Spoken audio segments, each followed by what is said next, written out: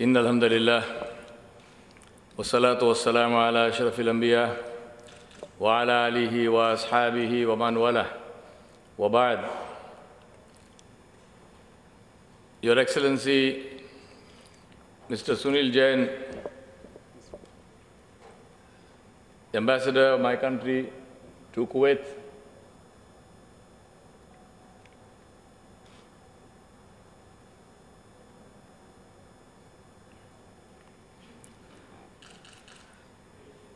respected ambassadors, distinguished guests, Assalamu alaikum wa Ramadan Kareem to all of you. I want to begin by saying that all of us are ambassadors. We are the ambassadors of our Creator. Now, therefore, what is it that is required for a person to be an ambassador?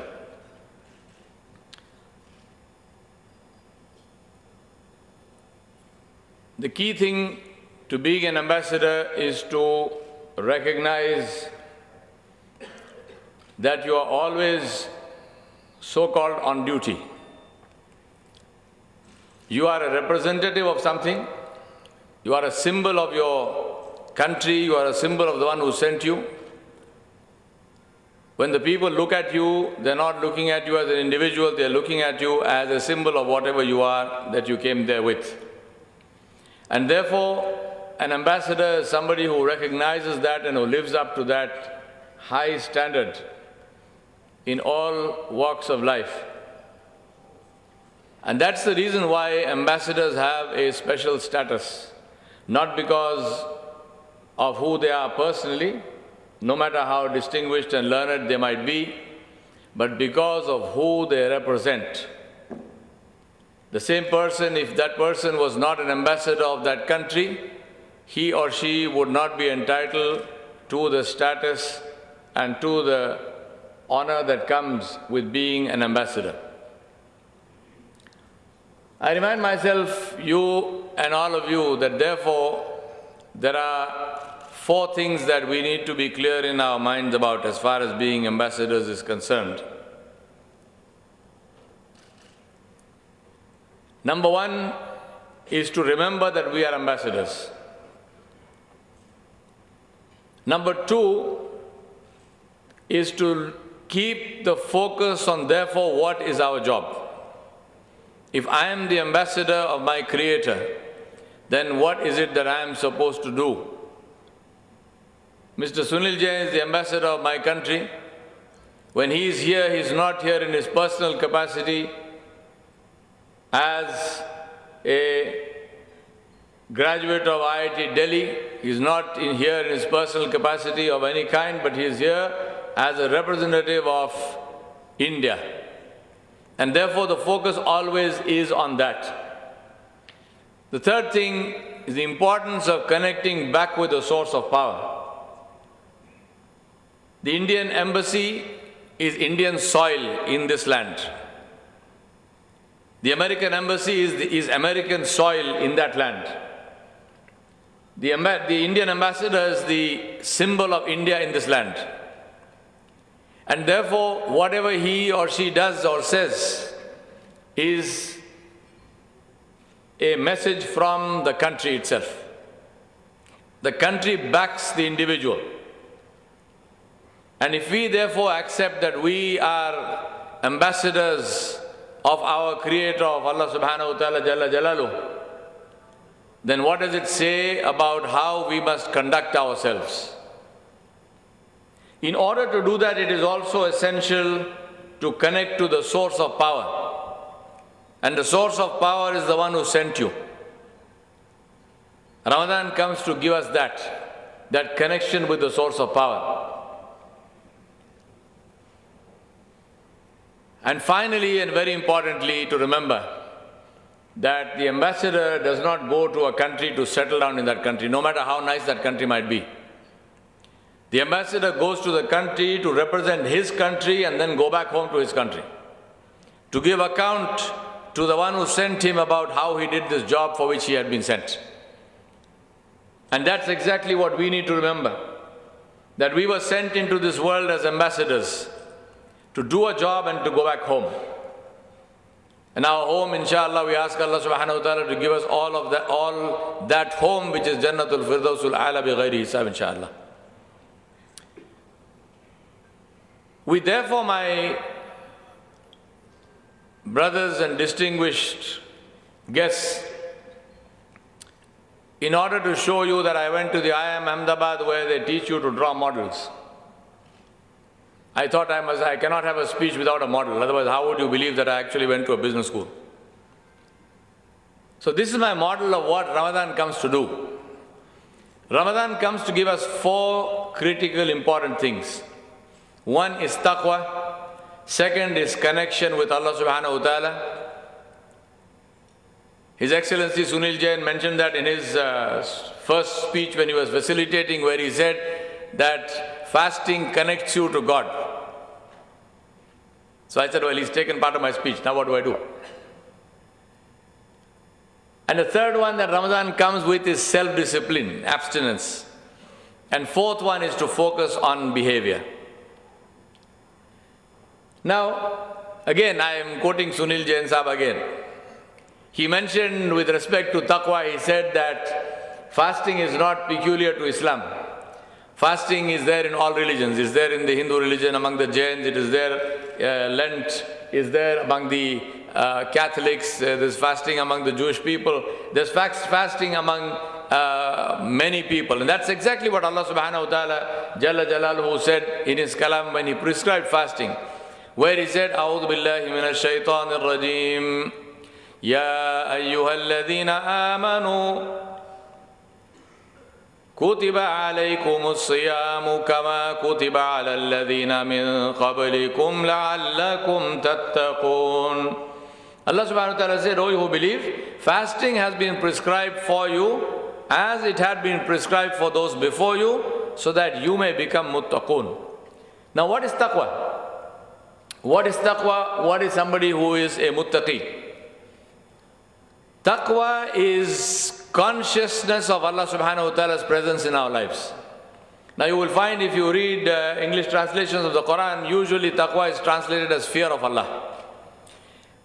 But I differ in that fear is a negative emotion which produces hatred. Nobody loves something they fear.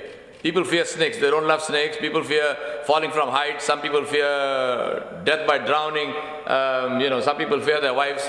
So the issue is fear is something which produces hatred. It does not produce love. But Allah subhanahu wa ta'ala said about the believers, He said, وَالَّذِينَ آمَنُوا أَشَدُّ حُبًّا لِلَّهِ. Allah said the believers are those who love Allah subhanahu wa ta'ala more than anything else. So how do you put these two things together, fear and love? You put fear and love together by understanding that taqwa is not fear of Allah, it is fear of displeasing Allah, who we love more than everything else. So the more we love Allah, the more we fear to displease Allah, and therefore more our taqwa.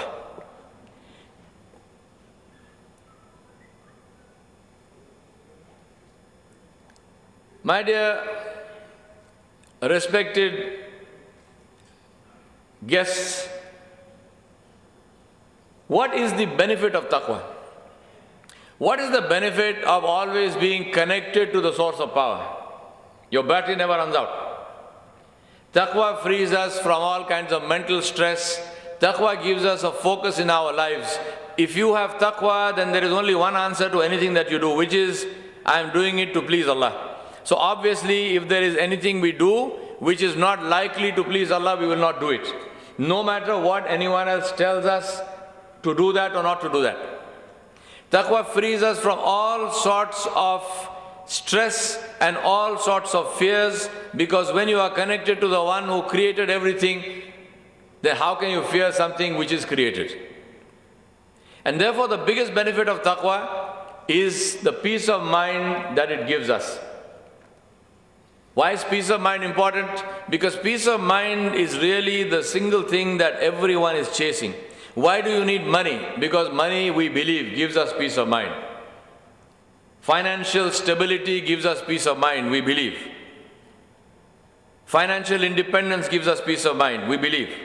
What is the benefit of power? Because you can surround yourself with shields, with people who will take whatever comes to you instead of allowing it to come and hit you. And so on and so forth. People think they have peace of mind if they collect things and they build big houses and they have all kinds of possessions. But actually, if you look at it, do this as an experiment. Go buy a Ferrari and then go and park it. The first thing you will lose is your sleep that night, because you're wondering now who is doing something to my Ferrari.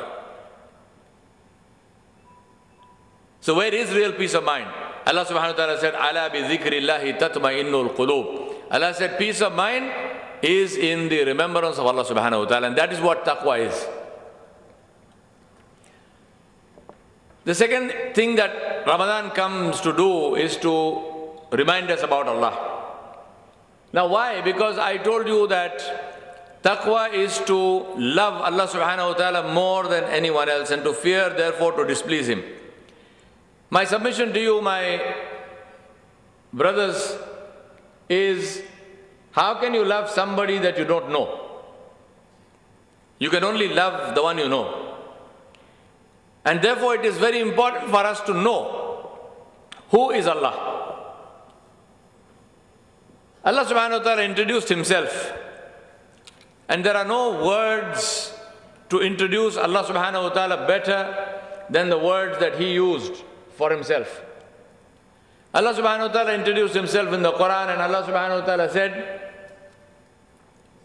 Allahu la ilaha illa huwa al-hayyul qayyum la ta'khudhuhu sinatun wa la nawm lahu ma fis samawati wa ma fil ard man dhal ladhi yashfa'u 'indahu illa bi'idhnihi يعلم ما بين أيديهم وما خلفهم ولا يحيطون بشيء من علمه إلا بما شاء وسع كرسيه السماوات والأرض ولا يؤوده حفظهما وهو العلي العظيم. Allah introduced Himself in these words, and the translation is there on the screen. I put this translation up so that you can follow the recitation by its meaning. My brothers and sisters, there are many other ayat in the Quran also where Allah subhanahu wa ta'ala introduced Himself. Some of them, the young man who recited the Quran, which began this program, he recited those ayat of Surah Al-Hashr, very, very beautiful, and in other places. The question is, now that you know Allah subhanahu wa ta'ala jalla jalaluhu, now that you are connected with Allah subhanahu wa ta'ala jalla jalaluhu, what is the thing that you do or you should do when you are connected now with the King? You ask the King for what you want.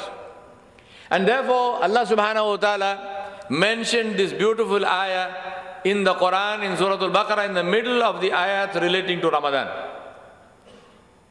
where Allah subhanahu wa ta'ala said, وَإِذَا سَأَلَكَ عِبَادِ عَنِّي فَإِنِّي قَرِيبٌ أُجِيبُ دَعْوَةَ الدَّاعِ إِذَا دَعَانِ فَلْيَسْتَجِيبُوا لِي وَلْيُؤْمِنُوا بِي لَعَلَّهُمْ يَرْشُدُونَ. The asbab al-nuzul, the circumstances of revelation of these ayat are very beautiful. The Sahaba said that we always used to hesitate to ask questions to Rasulullah sallallahu alaihi wasallam because of adab, because of respect. We did not want Nabi sallallahu alaihi wasallam to feel that we are a nuisance because we are constantly asking questions. But they said we always wanted somebody else to come and ask questions so that we would get the answers that we were looking for. So he said one day a man came to Nabi sallallahu alaihi wasallam and he said to him, where is Allah? Is He near? Is He far away? Do I have to shout so that He hears me, or can I speak softly? And Allah subhanahu wa ta'ala revealed this ayah. Allah subhanahu wa ta'ala revealed this beautiful ayah where He said, when my slave asks about me, I am near to him. Say to him, give him this answer. When he asks about me, I am right near him. And I listen to him. And when he asks me, I listen to him and I give him. So tell him to obey me and tell him to have faith in me. فَلْيَسْتَجِيبُوا لِي وَلْيُؤْمِنُوا بِي. The dua of the acceptance of dua comes with two conditions. That we obey Allah subhanahu wa ta'ala and we have faith in Allah subhanahu wa ta'ala. And that is the essence of Ramadan. Ramadan is obedience to Allah subhanahu wa ta'ala, complete and total, unquestioning.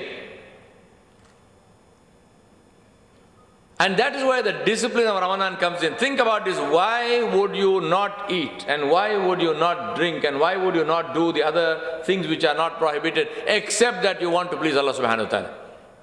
In Ramadan, we are holding ourselves back from things which are halal, which are permitted. Why? Because Allah said so. And that is where this discipline comes in, and the discipline that abstinence brings, which is not only just good for the body, but it's also good for the soul. It's good for us too. It's one of the topmost leadership qualities that one can have. Discipline is to do what needs to be done, not just what we like to do. And Ramadan comes to teach us this discipline. By obeying Allah subhanahu wa ta'ala, the meaning and purpose of this discipline is what? It is not only to hold ourselves back from food and drink. It is to inculcate the active use of discipline in the whole of our lives going forward. So it's not just a matter of food and drink. It's a matter, for example, of how much reading do you do. In my other incarnation, I teach leadership courses in global universities. And one of the questions I ask people is, how many of you would like to have a fast-track career in your organization? Now, let me ask you this question. Can I see a show of hands? How many of you would like to have a fast-track career in your organization? There's like 3 or 4 hands in all these people. You're already on a fast track, mashallah, good for you. And then the next question I ask people is, how many of you in the last 3 months bought and read a book that relates to your profession? Show of hands. I'm glad that at least the same people put up their hands. So either you are reading the book or you are clever.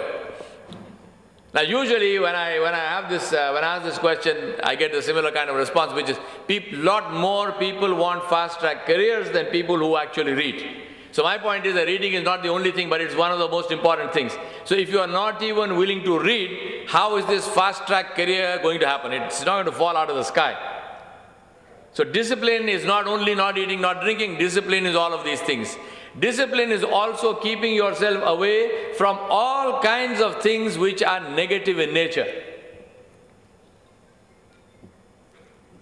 And that is why Allah subhanahu wa ta'ala gave the benefit of discipline. He said, وَالَّذِينَ جَاهَدُوا فِينَا لَنَهْدِيَنَّهُمْ سُبُلَنَا. Allah said the biggest benefit of discipline is if you make effort in my way, then I will guide you to myself. I will guide you, show you to the paths that lead to me. And that's a very important thing to understand. That is the reason why fasting has been prescribed in so many religions, because people understood always that abstinence and holding ourselves from our base desires opens the doors for us to connect with that which is greater than ourselves. And that's why I say we must all suffer from one of two things: the pain of discipline or the pain of regret. And the pain of regret is always more painful. And the last one and most important of all the things that Ramadan comes to teach us is the issue of behavior.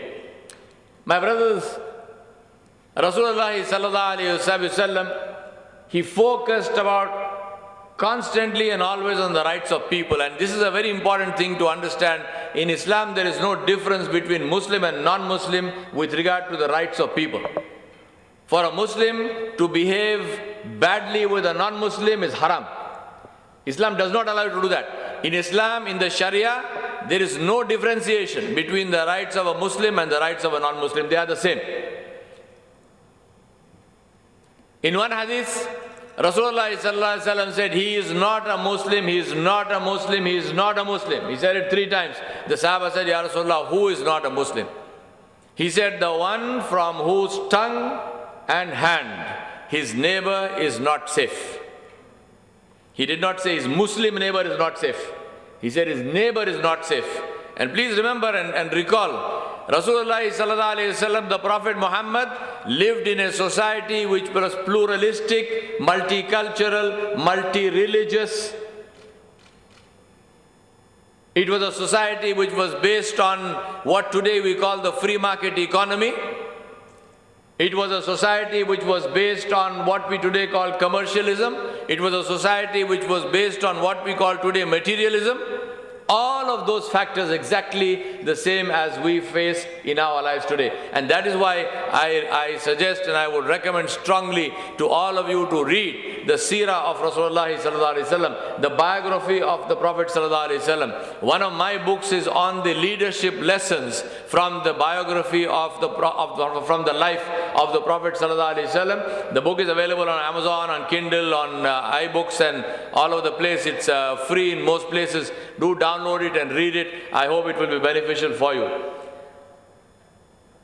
Another hadith, Rasulullah sallallahu alaihi wasallam said, a Muslim is responsible for 70 houses on either side of his house. Now imagine, what does that mean? 70 houses, he didn't say 70 Muslim houses. 70 houses, whoever it is. Muslim, non-Muslim, whether he's a Hindu or a Sikh or a Jewish person or a Christian or an atheist or whoever. Whether he accepts Allah or he doesn't accept Allah, the Muslim is responsible for his welfare. And Rasulullah sallallahu alaihi wasallam said, he is not a Muslim who causes harm to him. Abdullah ibn Mubarak, rahmatullah alayhi, one of the great scholars of this deen, he heard that his neighbor, who was a Jewish man, was selling his house. And he also heard that this man put up the house on sale, and the market price was twice the market price. Double the market price. So a buyer came, potential buyer, and he asked him, he saw the house, he said, good house, I'd like to buy it. But he said, your price is like, supposing it was $100,000, the market price was $200,000. So the man said to him, why double the price? The Jewish man said, do you know who my neighbor is? He said, who's your neighbor? He said, my neighbor is Abdullah bin Mubarak. He said, $100,000 for the house and $100,000 for the privilege of living next to Abdullah bin Mubarak. Ajib. I wonder what my neighbors will say if I have to say, if they want to sell my house. Hopefully they will put some, maybe 10 rupees or something like this, premium, because they come to live next to me. I don't think they will give double the price. But we have to ask this question. We have to ask this question and say, sometimes I ask this question to Muslim audiences. I tell them that supposing we go to sleep tonight, and tomorrow morning when the people wake up, there is no Islam, there are no Muslims, there are no signs of Islam on the face of the earth. What do you think our non-Muslim friends and others will say? Seriously ask this question. If they wake up in the morning and there is no Islam, there are no signs of Muslims, no Muslims, they have vanished, disappeared from the face of the earth, what do you think the non-Muslims will say? I hope they will say, this is a terrible thing, this should not have happened, I wish, where have they gone, come back, and so on. I hope they will say that. But you know what? I think they will say, wee, bloody good. Should have happened a long time ago. Yes or no? What do you think? They are all too polite to say yes, but seriously, we have to ask this question. Allah subhanahu wa ta'ala sent us to be beneficial to people. Are we being beneficial? And if we are not being beneficial, I'm not saying individually, maybe individually I can say, well, I'm a nice man and I've got like 3 of my friends who will agree. That's not enough.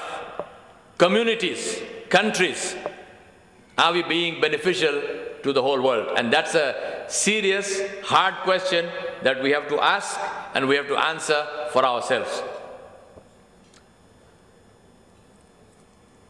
Rasulullah sallallahu alaihi wasallam gave a sermon in the beginning of Ramadan. And see that sermon, that whole sermon, I'm not going to obviously recite the whole thing for you, but just some highlights of the sermon. If you look at that sermon before Ramadan, the entire sermon has to do with good manners, with kindness, with mercy, with respecting elders, with being kind to youngsters. He says, He is the Lord of your servants and Allah will ease your load on the day of judgment. The whole sermon has to do with people. It has to do with akhlaq, it has to do with manners, it has to do with who we deal with on a day-to-day basis. Ramadan does not come for us. In Ramadan we try to, okay, I will not lie, I will not cheat, I will not backbite. So it doesn't mean that after Eid, lying, cheating, backbiting is halal. Ramadan comes as a habit change to bring about change in our habits for the rest of our lives, not until the end of Ramadan. And that's something we really need to think about and say, what are the life-changing things that I am going to bring about in my life which will help me to become a better human being, which is the purpose why Ramadan comes.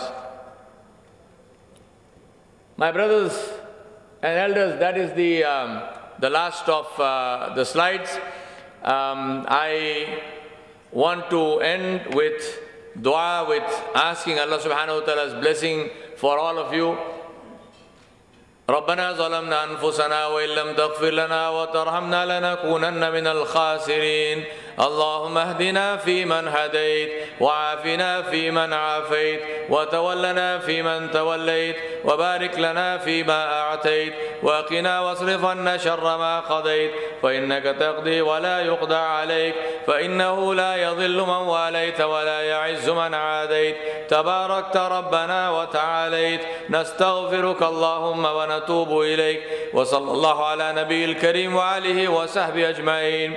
I ask Allah subhanahu wa ta'ala to bless all of you and all your families. I ask Allah subhanahu wa ta'ala to accept all your du'as, all that you ask, and then to give you in addition from His treasures. I ask Allah subhanahu wa ta'ala to open the doors of His treasures and to allow you to take from those treasures as much as you want, not as much as you need, but as much as you want. Allah subhanahu wa ta'ala calls to give. Allah does not call to take. Allah sends Ramadan to give. Allah does not send Ramadan for him to take anything. That's why ask Allah, and inshallah Allah subhanahu wa ta'ala will give you. Wa sallallahu ala nabiyil kareem wa alihi wa sahbihi ajma'in bi rahmatika ya arhamar rahimin walhamdulillahi rabbil alamin. Wassalamu alaikum wa rahmatullahi wa barakatuh.